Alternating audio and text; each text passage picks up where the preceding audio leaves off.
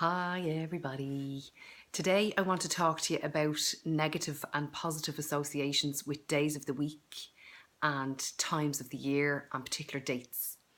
So there's a client of mine coming to me at the moment and she comes every Wednesday and she absolutely loves coming to her one-to-one sessions.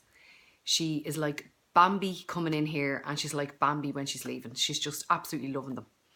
And she said to me last week, I just love Wednesdays. I love coming here on a Wednesday. And I said, in the same moment, I love Wednesdays too because I look forward to you coming so much. And in that moment, she can verify this story. In that moment, I went, oh my God. And I got a shock because I had forgotten that for many, many, many years, I hated Wednesdays. I'll tell you the reason why I hated Wednesdays another time. That's for a different story. But I genuinely hated Wednesdays. I feared them.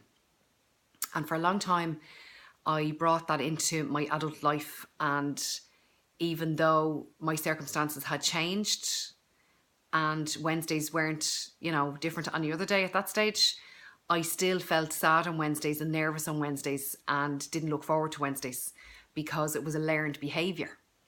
So in that moment, I realised that I had replaced the feeling of Wednesdays because of the great work that we're doing together, my client and I. And that just blew my mind. It blew my mind. And it made me think of days like, people not looking forward to Monday, the Monday blues. Wednesday's hump day for a lot of people. I see people on Facebook posting a lot about that welcome to hump day because it's the day that breaks the half of the working week. And then the Friday feeling, and then that buzz that's always around on a Saturday, and then the lazy Sundays and all that kind of stuff. And then that got me thinking about dates of the year, how sometimes it can be really brilliant for some people and really sad for others. So Valentine's Day is a day for love and showing love, but then for other people it's really sad because they feel like they don't have anybody to share that love with. Or Christmas time. I love the build up to Christmas and I love the Christmas season. But for some people it's a sad occasion and it's a fearful occasion and it invokes a lot of memories for them from when they were kids.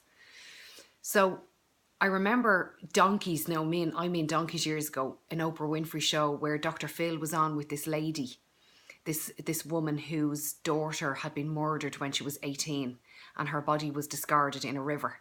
And she just couldn't get past what had happened to her child. And Dr. Phil was trying to talk to her about, please don't keep an association with the day that she was murdered. Don't dwell on the day that it all ended and how her body was discarded so disrespectfully. In order for you to heal, you need to concentrate on the day that she was born and celebrate her birth and celebrate the beautiful 18 years that you had with her. And this woman's other daughter happened to be sitting in the audience at the time. And the lady, you can see it, the light bulbs gone off in her mind and had completely reframed the way that she was thinking. And that's the work that I do in here. I help people reframe their way of thinking. She admitted in that moment that when she had made it to the Oprah show and told the story about her daughter to honour her memory in such a sad way, that she was actually going to go home and take her own life because she couldn't take the pain anymore. Now, thankfully, that lady didn't take her own life and she was able to reframe her daughter's murder in her mind and celebrate the 18 years and not the day that she was killed. So that's just an example of how we can reframe things in a very extreme way.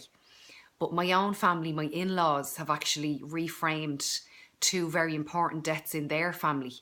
My father-in-law, Tommy, and my brother-in-law, Mark, both passed away on very near their birthdays. So Mark passed away on a Tuesday and it was his birthday. It was his birthday on the Tuesday and he passed away on the Thursday. And then Tommy, I can't remember if it was his birthday just after or just before he passed. But my family, my in-laws, without maybe discussing this or even realising the bigger impact that they were having on each other, have decided over the years to get together to celebrate their father and their brother's life on their birthday rather than, thinking about or getting together on the day that they passed. So they've switched it and they've reframed that into a positive for themselves where they celebrate their dad and their brother. So my question to you is, do you have any associations with days where it energetically brings you down? And if so, post it underneath and we will try and work out together a way of reframing those dates and those thoughts for you, okay?